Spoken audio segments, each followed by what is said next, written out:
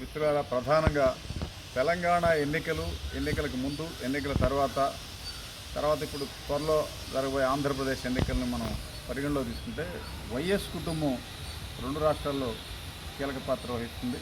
ఇటు వైఎస్ తనయుడు జగన్ ఇక్కడ సీఎంగా ఉండగా, తెలంగాణలో వైఎస్ఆర్ సిపి తెలంగాణ పేరుతో షర్మిల జగన్కి ఇష్టం లేకపోయినా కూడా అక్కడ సొంత పార్టీని ఏర్పాటు చేసుకుంది. కేసీఆర్ టీఆర్ఎస్ ప్రభుత్వానికి వ్యతిరేకంగా 2-3 సంవత్సరాల పాటు సుదీర్ఘంగా పోరాటం చేసి అక్కడ ఎన్నికల్లో పోటీ చేయడానికి కొంత గ్రౌండ్ వర్క్ ప్రిపేర్ చేసుకుంది. అయితే చివరిలో అంటే సుమారుగా 4-5 నెలలు ఎన్నికలు ఉంటాయనగా పార్టీని నడపడానికి ఆర్థిక వనరులు లేకపోవడం, రకరకాల కారణాల వలన కాంగ్రెస్లో వైసీపీ తెలంగాణ పార్టీని మిళితం చేయాలనేటువంటి ప్రతిపాదన వచ్చింది. అంటే అప్పటికే కేసీఆర్ ప్రభుత్వ వ్యతిరేక విధానాల మీద ధర్నాలు, పికెటింగ్లు, ఆందోళన చేస్తున్నటువంటి షర్మిలను వైఎస్ వారసురాలుగా తెలంగాణలో ఉంటే కొంత ఓట్లు చీలుతాయనే భావంతో కాంగ్రెస్ నేతలు కొంతమంది షర్మిలను కాంగ్రెస్లో చేర్చుకోవాలని అటు తెలంగాణ కాంగ్రెస్ నేతలు వీళ్ళంతా రకరకాల ప్రయత్నాలు చేశారు. ప్రధానంగా తెలంగాణ ఎన్నికల క్యాంపెయిన్ అంతా కూడా కర్ణాటక డిప్యూటీ సీఎం డీకే శివకుమార్ ఆధ్వర్యంలో కొనసాగింది. గతంలో అంతకుముందు కూడా వైఎస్ కుటుంబానికి డీకే శివకుమార్ కుటుంబానికి కొంచెం సన్నిహిత సంబంధాలు ఉన్నాయి. డీకే శివకుమార్ కర్ణాటక డిప్యూటీ సీఎం అయిన తర్వాత వైఎస్ షర్మిల వీళ్ళంతా వెళ్ళి అభినందనలు కూడా తెలిపారు. వీటన్నిటిని దృష్టిలో పెట్టుకొని షర్మిల పార్టీని మిళితం చేసి ఆమెకు ఒక ఎమ్మెల్యే సీటో లేదంటే కర్ణాటక నుంచి రాజ్యసభ సీటో ఇచ్చి కొంత ఎన్నికల ప్రక్రియను ముందుకు సాగాలనేటువంటి ప్రతిపాదన తీసుకొచ్చారు. ఆ మేరకు ఆమె ఏఐసిసి సీనియర్ నేతలు సోనియా గాంధీ, రాహుల్ గాంధీ, ప్రియాంక గాంధీ, ఏఐసిసి అధ్యక్షుడు మల్లికార్జున్ ఖర్గేలతో దశలవారీగా చర్చలు జరిపారు. నేడో రేపు మిళితం చేయబోతున్నామని డేట్లు కూడా ఇచ్చారని ఎన్ని జరిగింది. ఈ ప్రక్రియ కొంత ముందుకు సాగే దశలో తెలంగాణ కాంగ్రెస్ నేతలు షర్మిలని పార్టీలో చేర్చుకోవడాన్ని కొంచెం అభ్యంతరం వ్యక్తం చేశారు. ప్రధానంగా ఏంటంటే వైఎస్ పేరుతో వాళ్ళ కుటుంబ సభ్యులను తీసుకొచ్చే భవిష్యత్తులో కూడా ఇక్కడ ఇబ్బంది వస్తుంది. రేపు అటు జగన్ నాయకత్వం, జగన్ సీఎంగా ఉన్నాడు, ఇక్కడ కూడా రేపు తమకు అడ్డం వస్తుందనే భావంతో అంతర్గతంగా వాళ్ళు డీకే శివకుమార్తో చర్చించి షర్మిలను రాజ్యసభ సభ్యత్వం ఇవ్వండి, మీ కర్ణాటక నుంచి మాకు అభ్యంతరం లేదు, బేషరతుగా కాంగ్రెస్లో కలుపుకున్నా మాకు అభ్యంతరం లేదు, కానీ తెలంగాణ రాజకీయాల్లో ఆమె ప్రమేయం ఉండడానికి వీల్లేదు, ఆమెను ఆంధ్రప్రదేశ్కి పరిమితం చేయాలని షరతు పెట్టడం. దీని మీద రకరకాల చర్చలు అనేక దశల వారీగా జరగడం. ప్రధానంగా తెలంగాణకు సంబంధించినటువంటి రేవంత్ రెడ్డి, కోమటిరెడ్డి వెంకటరెడ్డి, ఈ ఉత్తమ్ కుమార్ రెడ్డి, జానారెడ్డి, వి హనుమంతరావు ఇటువంటి వాళ్ళంతా కూడా వైఎస్ కుటుంబాన్ని ఈ షర్మిలను చేరికను తీవ్రంగా వ్యతిరేకించారు. ప్రధానంగా వైఎస్ షర్మిల విజయమ్మ జగన్మోహన్ రెడ్డితో ముఖ్యమంత్రిగా జగన్మోహన్ రెడ్డిని చేయాలని వైసీపీ ఏపీలో ఆంధ్రప్రదేశ్లో 2019 ఎన్నికల్లో పెద్ద ఎత్తున ప్రచారం చేశారు. ఆంధ్రప్రదేశ్లో అసలు కాంగ్రెస్ని మనుగడ లేకుండా చేశారు. విభజన తర్వాత ఒక 10 ఏళ్ల పాటు ఆంధ్రప్రదేశ్లో కాంగ్రెస్ జెండా కట్టేవాళ్ళు లేరు. అందువలన తెలంగాణలో వాళ్ళని ఎంటర్ చేయొద్దని తీవ్రంగా అభ్యంతరం వ్యక్తం చేయడంతో షర్మిల కాంగ్రెస్లో చేరిక తాత్కాలికంగా అడ్డుపడింది. దాని తర్వాత షర్మిల బేషరతుగా తెలంగాణలో కాంగ్రెస్కు మద్దతు ఇవ్వాలని ప్రకటించింది. ఎటువంటి అసలు హామీలు కానీ ఏమి లేకుండా చివరికి పాలేరులో, ఖమ్మం జిల్లా పాలేరులో అసెంబ్లీకి పోటీ చేస్తానని ప్రకటించి అక్కడ కూడా నామినేషన్ వేయకుండా బేషరతుగా ప్రకటించింది. తర్వాత ఎన్నికల ప్రక్రియ పూర్తయిన తర్వాత ఆమె తెలంగాణ ఎన్నికల క్యాంపెయిన్లో కూడా ఎక్కడ పాల్గొనలేదు. అసలు కాంగ్రెస్ వాళ్ళు కూడా ఆమె ప్రచారానికి ఆహ్వానించలేదు. ఆ తర్వాత జరిగిన పరిణామాల్లో రేవంత్ రెడ్డి ముఖ్యమంత్రి కావడానికి వీల్లేదు అంటూ షర్మిల బహిరంగంగా తమ అభిప్రాయాలను వ్యక్తపరిచారు. అక్కడ కోమటిరెడ్డి వెంకటరెడ్డి కానీ, ఉత్తమ్ కుమార్ రెడ్డి కానీ ఇతరులు ఎవరికి ముఖ్యమంత్రి పదవి ఇచ్చినా నాకు అభ్యంతరం లేదు, రేవంత్ రెడ్డిని కావడానికి వీల్లేదు అని షర్మిల బహిరంగంగా తన అభిప్రాయాలను మీడియా ద్వారా వ్యక్తపరిచారు. అదే సమయంలో ఇటు పక్క ఉన్నటువంటి ఆంధ్రప్రదేశ్ సీఎం జగన్మోహన్ రెడ్డి తన అనుచరులు డీకే శివకుమార్ ద్వారా రేవంత్ రెడ్డిని ముఖ్యమంత్రి కాకుండా ఉండటం కోసం తన పార్టీలో కీలక నేతగా ఉన్నటువంటి బందర్ ఎంపీ బాలశౌరి ద్వారా పౌలు గదిపారు. దీంతో రేవంత్ రెడ్డి ముఖ్యమంత్రి పదవికి ఇటు షర్మిల అటు జగన్ ఇద్దరు అడ్డుపడ్డారు. అయినా కాంగ్రెస్ అధిష్టానం రేవంత్ రెడ్డిని బహిరంగంగా సీఎంగా ప్రకటించింది. గవర్నమెంట్ ఏర్పడి 2 వారాలు అవుతుంది తెలంగాణ ప్రభుత్వం. ఈ 2 వారాల్లో షర్మిల ఉనికి లేదు అక్కడ. ఇప్పుడు తాజాగా మరలా షర్మిల వ్యవహారం తెరపైకి వస్తుంది. త్వరలో అంటే సుమారుగా ఒక 10 వారాలు అంటే 2-3 నెలల్లో ఆంధ్రప్రదేశ్ ఎన్నికలు జరగబోతున్నాయి. ఒక నెల రోజుల్లో ఎన్నికల షెడ్యూల్ రాబోతోంది. ఈ దశలో షర్మిలాను ఆంధ్రప్రదేశ్లో పీసీసీకి కీలక బాధ్యతలు అప్పగించి పీసీసీ అధ్యక్షురాలుగా నియమించి క్యాంపెయిన్ నిర్వహిస్తే కొంత కాంగ్రెస్ పుంజుకుంటుంది అనే భావన కాంగ్రెస్ సీనియర్ నేతల్లో ఉంది. ఒకవైపు వైఎస్ కుటుంబానికి ఆత్మగా ఉన్నటువంటి కేవీపీ రామచంద్రరావు వైఎస్ కుటుంబాన్ని తెర మీద తీసుకొచ్చి ఒక ప్రయత్నం చేస్తే ఏ మేరకు ఫలితాలు వస్తాయనేది అంతర్గతంగా చర్చల్లో ఉంది. ఇప్పుడు ఇది కార్యరూపం దాల్చడానికి ఇప్పుడు ఇక్కడ ఉన్నటువంటి ఆంధ్రప్రదేశ్లో ఉన్నటువంటి కాంగ్రెస్లో ఇంకా మిగిలినటువంటి సీనియర్ నేతలు కొంతమంది ఉన్నారు. కేవీపీ రామచంద్ర ప్రధాన పాత్ర పోషిస్తుండగా పల్లం రాజు, కాసు కృష్ణారెడ్డి, కొంత ఉండవల్లి అరుణ్ కుమార్, ఇటువంటి వాళ్ళు కొంతమంది అంటే విభజన సమయంలో కాంగ్రెస్కు దూరమైన వాళ్ళు ఏ పార్టీలో చేరకుండా ఇంకా అట్లానే ఉన్నటువంటి ఈ వర్గాలు ఇప్పుడు ఒక 10 ఏళ్ల నుంచి రకరకాలుగా అంటే ప్రధానంగా తులసిరెడ్డి ఇటువంటి వాళ్ళు కాంగ్రెస్ జెండా పట్టుకొని ఇంకా తిరుగుతూ ఉన్నారు. రఘువీరారెడ్డి, డాక్టర్ శైలజానాథ్, గుంటూరులో మస్తానవలి ఇటువంటి వాళ్ళంతా కూడా ఇప్పుడు సడన్గా షర్మిల చేరికను ఏ మేరకు ఆహ్వానిస్తారు, ఏ మేరకు కలిసి పనిచేస్తారు అనేది చర్చనీయాంశం ఉంది. అయితే ఇప్పుడున్న నాయకులు సీనియర్ లీడర్లు తాము ఎన్ని కష్టాలు వచ్చినా కాంగ్రెస్ జెండాను అంటిపెట్టుకొని ఉన్నాం, ఇప్పుడు షర్మిల 10 ఏళ్ల పాటు కాంగ్రెస్ను వదిలేసి ఇక్కడ ఆంధ్రప్రదేశ్లో జగన్కు అనుకూలంగా తిరిగి తెలంగాణలో అక్కడ ఒక వైసీపీ పార్టీని పెట్టి ఇటువంటి చేసిన ఆమెను తీసుకొచ్చి మనం చేర్చుకోవాల్సిన అవసరం ఉందా అనేది అంతర్గతంగా చర్చల్లో ఉంది. అయితే ప్రధానంగా కాంగ్రెస్కి ఏపీలో 2-3% కంటే ఓట్లు లేవు. షర్మిల వచ్చి కొత్తగా చేయగలిగింది ఏమీ లేదనేది వీళ్ళ భావనగా ఉంది.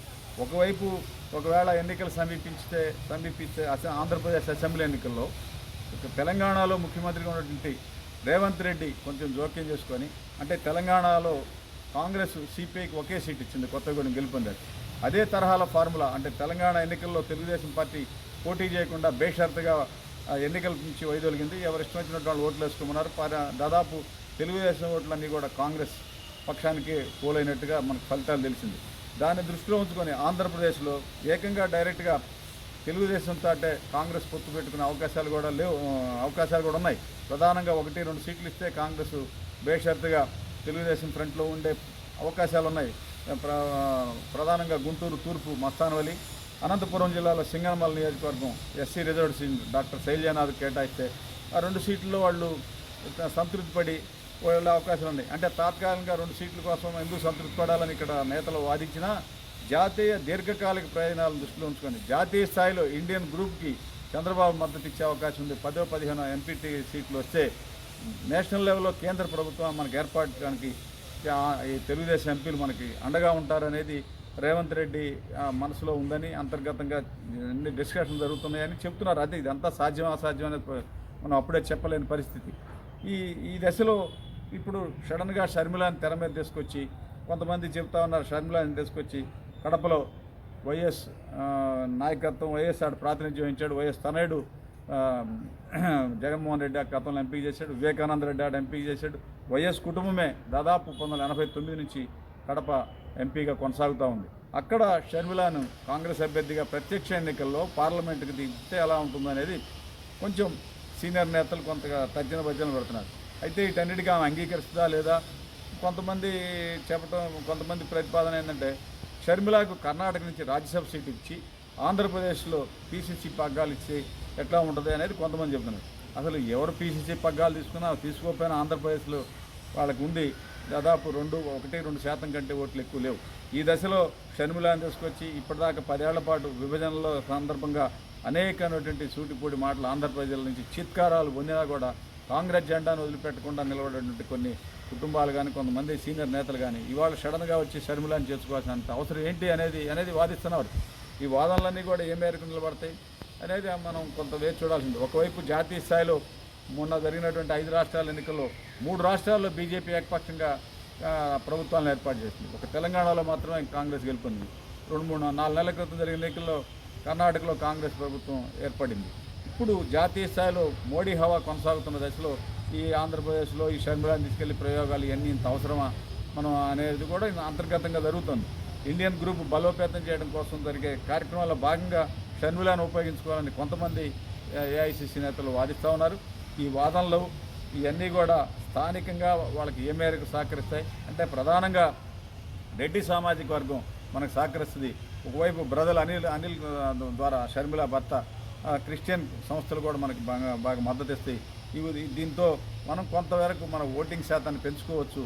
అంటే 2029 నాటికైనా సరే మన ఆంధ్ర రాష్ట్రంలో ఒక బలమైనటువంటి శక్తిగా ఏర్పడి అవకాశాలు ఉంటాయి. మనం జగన్మోహన్ రెడ్డికి వ్యతిరేకంగా, జగన్మోహన్ రెడ్డికి ప్రపోర్షనేట్గా ప్రత్యామ్నాయంగా షర్మిలాని చూపిస్తే వైఎస్ కుటుంబం వారసురాలుగా ఈ రాష్ట్రంలో మనం తిరిగి పుంజుకునే అవకాశాలు ఉన్నాయనేది సీనియర్ నేతల వాదనగా ఉంది. అయితే మరి ఒకవైపు జగన్మోహన్ రెడ్డి మీద ఉన్న కేసులు, ఆయన ప్రభుత్వం మీద ఉన్న వ్యతిరేకత, ఇవన్నిటిని దృష్టిలో పెట్టుకొని వచ్చే ఎన్నికల్లో జగన్మోహన్ రెడ్డి ప్రభుత్వం ఓడిపోతే కనీసం 2029 నాటికైనా వైఎస్ వారసురాలుగా షర్మిల ఆ స్థానాన్ని భర్తీ చేస్తారనేది కొంతమంది సోషల్ మీడియాలో చెప్తున్నది, కొంతమంది సీనియర్ నేతలు వాదనగా ఉంది. అయితే మరి ఇప్పుడు షర్మిలాకు బాధ్యతలు అప్పగిస్తే ఆంధ్రప్రదేశ్లో కాంగ్రెస్ పార్టీని నడపడానికి ఆర్థిక వనరులు ఎవరు సమకూరుస్తారనేది కూడా ప్రధానంగా చర్చనీయాంశంగా ఉంది.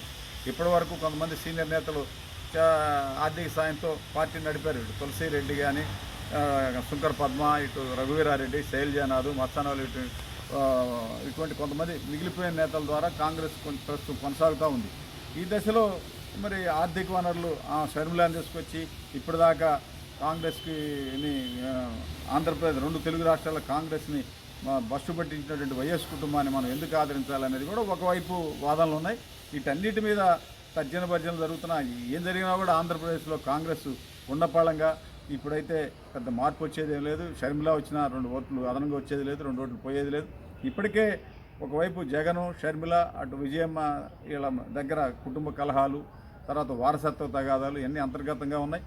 అసలు షర్మిల తెలంగాణలో వైఎస్ఆర్సీపీ తెలంగాణ విభాగాన్ని ఏర్పాటు చేయడాన్ని జగన్ తీవ్రంగా వ్యతిరేకించాడు. తన అంచెల ద్వారా పార్టీ స్థాపించవద్దని అనేక లాబీలు జరిపినా కూడా ఆమె నేను నా పార్టీని పెట్టాల్సిందనేటువంటి ధ్యేయంతో పార్టీని స్థాపించారు. ఆ పార్టీని కొనసాగించడానికి ఆర్థిక వనరులు లేకపోవడంతో వైఎస్ సతీమణి విజయమ్మ ఆంధ్రప్రదేశ్లో తమ కుటుంబానికి సన్నిహితంగా ఉన్నటువంటి ఒక వైసీపీ ఎంపీని ఆర్థిక సాయం చేయాలని కోరటం, 5 కోట్లు పిలిచి హైదరాబాద్ లోటస్ పాండ్లో చర్చలు జరిపి తర్వాత ఆయన ఆర్థిక సాయం చేస్తానని బయటకు వచ్చిన వెంటనే Jaganmohan Reddy CM office Tadepalli palace నుంచి ఎంపీకి ఫోన్ పోవడం, ఆ ఎంపీ ఎక్కడున్నావంటే నేను హైదరాబాద్లో ఉన్నానంటే నువ్వు ఎక్కడి నుంచి వచ్చేది మాకు తెలుసు, వాళ్ళకి ఆర్థిక సాయం చేస్తే నీ ఇష్టం అని చెప్పని హెచ్చరించడంతో అతను చేతులు ముందుకు రాలేకపోయాడు.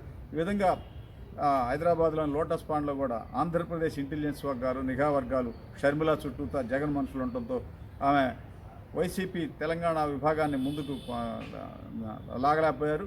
ఆర్థిక వనరులు లేక తప్పనిసరి పరిస్థితిలో ఆ పార్టీని ఎన్నికల నుంచి పోటీ చేయకుండా పక్క తొలగిన పరిస్థితులు ఉన్నాయి. ఈ పరిస్థితిలో ఆర్థిక వనరులు లేకుండా ఆంధ్రప్రదేశ్లో వచ్చి ఆమె ఈ పార్టీని ఏ మేరకు ముందుకు నడుపుతారు, ఇదంతా కూడా మనం ఊహాజనితమైనటువంటి వ్యవహారంగా ఉంది.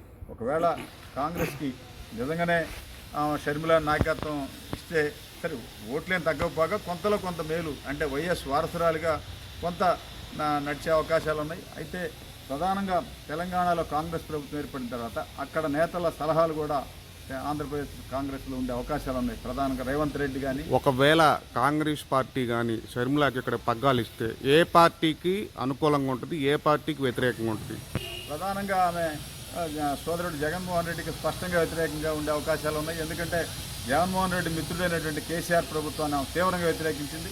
ఇక్కడ కూడా అనేక సందర్భాల్లో వైఎస్ జగన్ ప్రభుత్వాన్ని పరోక్షంగా విమర్శలు చేస్తూ వచ్చింది.